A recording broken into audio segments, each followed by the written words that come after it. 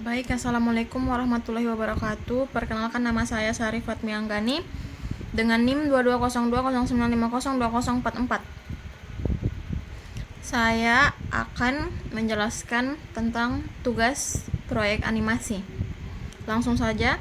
Bagian 1, pengantar penggunaan Blender. Pada bagian ini diperkenalkan dasar-dasar interaksi dalam Blender.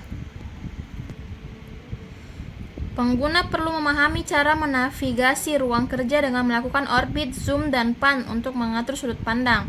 Selain itu, transformasi objek seperti pemindahan rotasi dan penskalaan menjadi langkah awal yang wajib dikuasai.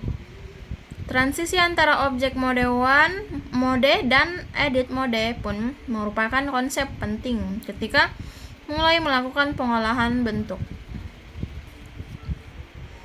Lalu bagian 2, pembentukan model dasar. Pembentukan model ini dimulai dengan menambahkan objek melalui menu penambahan mesh. Setelah objek berada di dalam ruang kerja, penggunaan dapat beralih ke edit mode untuk melakukan manipulasi lebih detail. Teknik dasar seperti extrude, loop, cut, insert, dan bevel digunakan untuk menghasilkan bentuk-bentuk baru dan memperhalus struktur.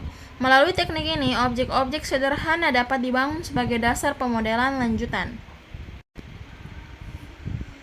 Lalu yang ketiga itu penerapan material objek. Setelah model terbentuk, langkah selanjutnya adalah memberikan material untuk menentukan tampilan permukaan. Pengguna dapat membuat material baru dan mengatur warna dasar, tingkat kekerasan, serta karakteristik materi logam.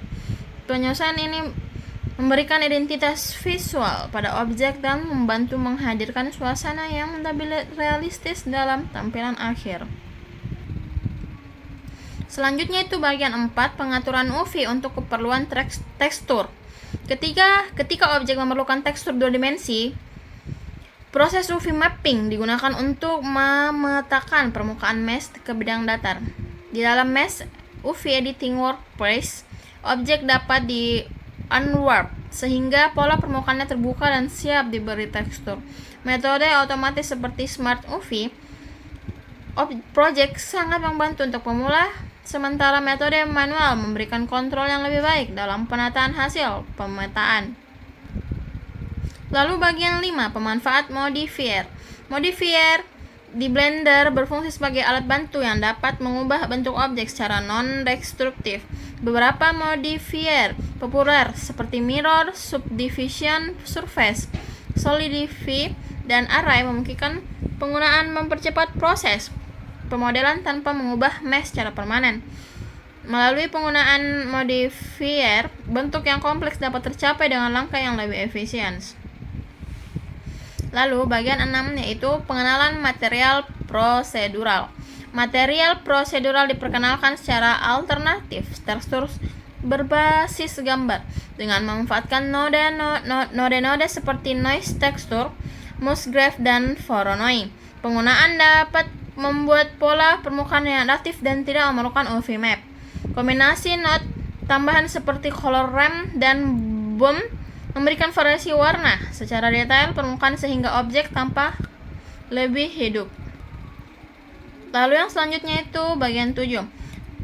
Tahap rendering hasil akhir. Sebagai penutup workflow, proses rendering dilakukan untuk menghasilkan visual akhir dari objek atau adegan. Penggunaan dapat memilih antara pixels untuk kualitas realistis atau EVE untuk hasil cepat. Setelah mengatur pencahayaan dan kamera, proses rendering dapat dijalankan dan hasilnya disimpan untuk kebutuhan dokumentasi atau presentasi. Sekian dari saya atas nama Sari Fatmi Anggani dengan NIM 220209502044. Saya ucapkan terima kasih. Assalamualaikum warahmatullahi wabarakatuh.